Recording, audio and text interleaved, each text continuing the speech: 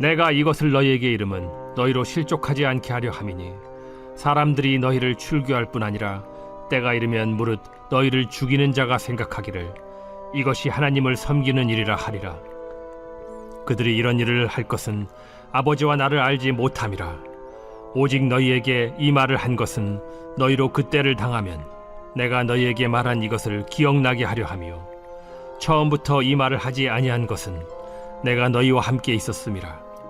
지금 내가 나를 보내신 이에게로 가는데 너희 중에서 나더러 어디로 가는지 묻는 자가 없고 도리어 내가 이 말을 함으로 너희 마음에 근심이 가득하였도다. 그러나 내가 너희에게 실상을 말하노니 내가 떠나가는 것이 너희에게 유익이라. 내가 떠나가지 아니하면 보혜사가 너희에게로 오시지 아니할 것이요 가면 내가 그를 너희에게로 보내리니 그가 와서 죄에 대하여 의에 대하여 심판에 대하여 세상을 책망하시리라. 죄에 대하여라 함은 그들이 나를 믿지 아니하며 의에 대하여라 함은 내가 아버지께로 가니 너희가 다시 나를 보지 못하며 심판에 대하여라 함은 이 세상 임금이 심판을 받았음이라.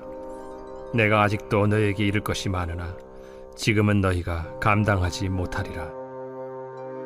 그러나 진리의 성령이 오시면 그가 너희를 모든 진리 가운데로 인도하시리니 그가 스스로 말하지 않고 오직 들은 것을 말하며 장래일을 너희에게 알리시리라.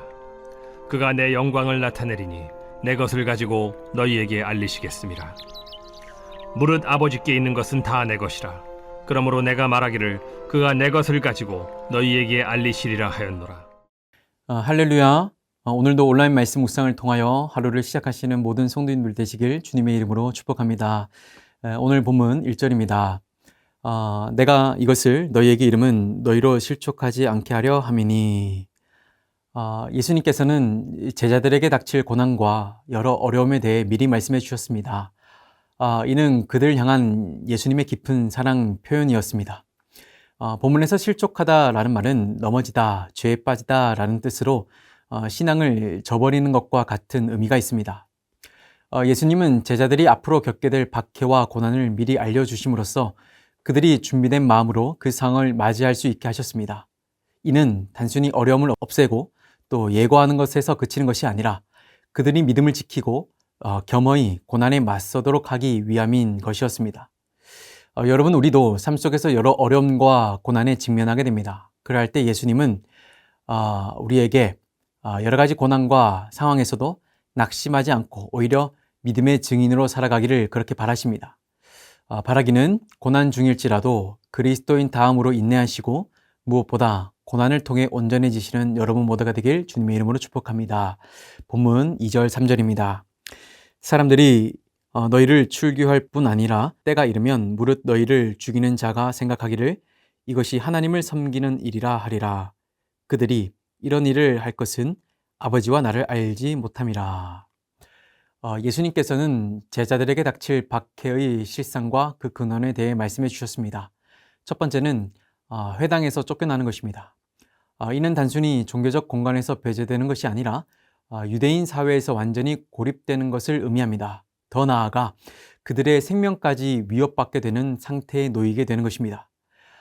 이러한 박해의 근본에 대해 예수님은 이렇게 말씀하십니다. 그들이 아버지와 나를 알지 못하기 때문이다. 이는 단순한 지식의 부족이 아닌 하나님과의 진정한 관계의 부재를 말하는 것입니다.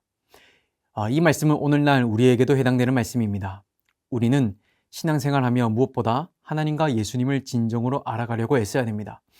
진정한 신앙은 하나님과 예수님을 아는 데서 비롯되며 이는 하나님을 사랑하는 모습과 이웃을 사랑하는 모습으로 반드시 나타나게 되어 있다는 것이죠. 바라기는 내가 하나님을 알고 있다면 말에서 그치지 마시고 오늘도 여전히 하나님과 예수님이 누구이신가에 대해 깊이 묵상하고 그 주신 은혜를 우리의 삶 속에서 그렇게 실천하시며 살아가는 여러분 되기를 바랍니다. 말씀을 이어갑니다. 본문 4절입니다. 오직 너희에게 이 말을 한 것은 너희로 그때를 당하면 내가 너희에게 말한 이것을 기억나게 하려 함이요 처음부터 이 말을 하지 아니한 것은 내가 너희와 함께 있었음이라. 예수님께서 그때가 오면 내가 너희에게 말한 이것을 기억나게 하신다 그렇게 말씀하셨습니다. 이는 제자들이 고난 중에 주님의 말씀을 기억해내도록 하심으로써 그들의 믿음이 흔들리지 않게 하는데 그 목적이 있는 것입니다. 여러분, 우리도 삶 속에서 여러 가지 어려움을 직면하게 됩니다. 그럴 때 예수님은 우리가 주님의 말씀을 기억하게 하실 것입니다. 그러기에 우리는 영적으로 깨어서 늘 말씀을 가까이 하고 우리 가운데 말씀을 심어 놓아야 하는 것입니다. 그래야지만 고난을 지나더라도 내 안에 심겨진 말씀이 나를 지키고 보호할 수가 있는 것입니다. 오늘 본문 5절 6절입니다. 지금 내가 나를 보내신 이에게로 가는데 너희 중에서 나더러 어디로 가는지 묻는 자가 없고 도리어 내가 이 말을 함으로 너희 마음에 근심이 가득하였도다. 예수님께서는 이제 나는 나를 보내신 분께 되돌아간다. 그런데 너희는 주님 어디로 가십니까? 하고 묻는 사람이 아무도 없다. 오히려 내가 이 말을 하였기에 너희 마음에 근심이 가득 찼다라고 말씀하십니다. 예수님은 제자들의 두 가지 문제를 지적해 주셨습니다. 그 첫 번째는 제자들이 예수님의 육체적 현존에 너무 집착하고 있다는 것입니다. 또 두 번째는 예수님이 떠나신다라고 말씀하시는 그 말씀이 어떤 차원에서 말씀하시는 것인지 깨닫지 못했다라는 것이죠. 여러분, 이 모습은 우리의 모습이기도 합니다. 우리도 종종 예수님을 우리의 신앙 안으로 모셔와서 내 울타리 안에서 가두려고 그렇게 집착할 때가 참 많이 있습니다. 그리고 우리가 그려놓은 그 울타리를 벗어나 행동하시는 예수님을 보고 있으면 근심이 들기도 합니다. 바라기는 여러분, 우리 눈에 보이는 현실에 그렇게 집중하지 말고 영적인 눈을 들어 하나님의 뜻을 살필 수 있는 저와 여러분 되기를 바랍니다. 그럴 때 우리의 근심과 두려움이 사라지고 믿음의 성숙을 이룰 수가 있는 것입니다. 말씀을 이어갑니다. 오늘 본문 7절 8절입니다. 그러나 내가 너에게 실상을 말하노니 내가 떠나가는 것이 너희에게 유익이라. 내가 떠나가지 아니하면 보혜사가 너희에게로 오시지 아니할 것이요 가면 내가 그를 너희에게로 보내리니 그가 와서 죄에 대하여 의에 대하여 심판에 대하여 세상을 책망하시리라. 예수님께서는 제자들에게 자신이 떠나가는 것이 그들에게 유익하다 말씀하셨습니다. 왜냐하면 예수님의 승천 후에 보혜사 성령께서 오실 것이기 때문입니다. 성령의 오심은 단순히 위로자의 역할을 넘어 세상을 향한 하나님의 중요한 사역을 수행하신다는 뜻이 담겨져 있습니다. 여러분, 그 중요한 사역이 무엇입니까? 본문 9절에서 11절까지의 말씀입니다.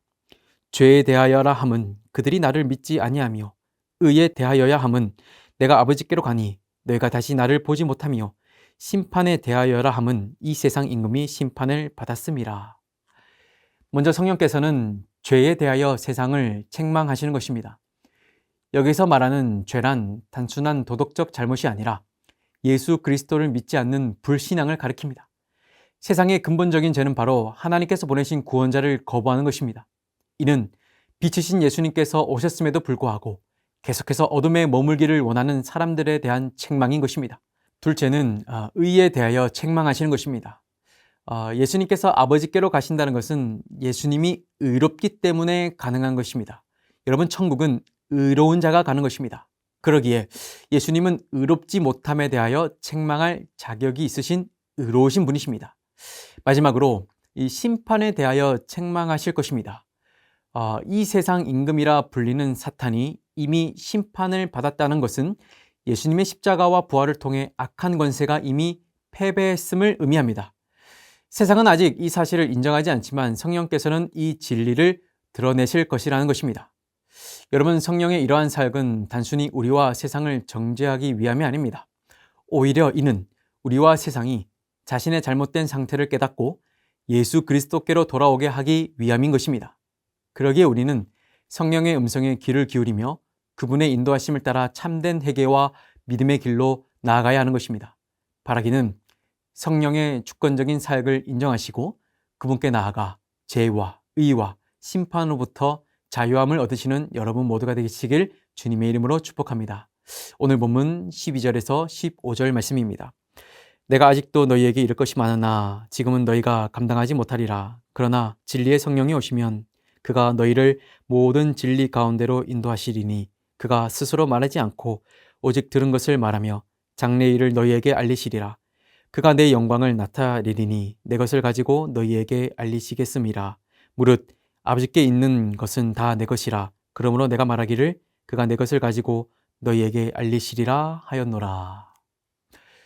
예수님께서는 제자들에게 중요한 진리를 더 말씀하고 싶으셨지만 그러나 제자들이 더 이상 감당하지 못할 것을 아시고 이에 대하여 말씀하기를 그치셨습니다. 중요한 것은 예수님의 죽음과 부활을 경험하기 전에는 그분의 말씀을 온전히 이해하기가 턱없이 부족하다는 것입니다. 그러기에 예수님은 하나의 대안을 말씀해 주십니다. 그러나 진리의 성령이 오시면 그가 너희를 모든 진리 가운데로 인도하시리니. 여러분, 보혜사 성령님은 제자들을 모든 진리로 인도하실 것이며 이는 단순히 정보를 전달하는 것이 아니라 우리 모두를 진리신 예수님과 더 깊은 관계로 이끌어 가신다는 말씀입니다. 사랑하는 성도 여러분, 우리는 세상에서 여러 가지 박해와 고난을 만나게 됩니다. 그러나 예수님의 말씀을 기억함으로써 우리는 흔들리지 않고 믿음을 지킬 수가 있습니다. 더불어 우리는 하나님과 예수님을 진정으로 아는 것이 무엇인지 늘 묵상하고 묵상해야 됩니다. 끝으로 성령님은 우리 모두를 진리 가운데로 인도하시며 세상을 죄와 의와 심판에 대해 책망하십니다. 이는 우리로 하여금 자신의 죄를 깨닫고 예수 그리스도의 의를 받아들이며 하나님의 심판 앞에서 올바르게 설 수 있게 하기 위함인 것입니다. 우리는 성령의 인도하심을 통해 예수님을 더 깊이 알아가고 그분의 뜻을 이해하며 그분의 영광을 나타내는 삶을 살아갈 수가 있습니다. 바라기는 어떠한 어려움과 도전 속에서도 예수님의 말씀을 기억하시고 이 성령의 도우심을 구하며 하나님의 사랑을 실천하는 여러분 되길 바랍니다. 그래서 예수 그리스도 안에서 참된 평안과 기쁨을 누리며 하나님의 영광을 드러내는 그런 귀한 삶을 살아가시는 모든 성도님들 되시길 주님의 이름으로 축복합니다. 함께 기도하겠습니다. 사랑의 아버지 하나님, 감사합니다. 오늘도 이 새벽 우리에게 귀한 말씀을 허락해 주셔서 이 말씀 가지고 하나님 오늘 하루를 살아가게 하시니 참 감사를 드립니다. 하나님, 오늘도 우리에게 말씀을 기억하게 하여 주셔서 감사를 드립니다.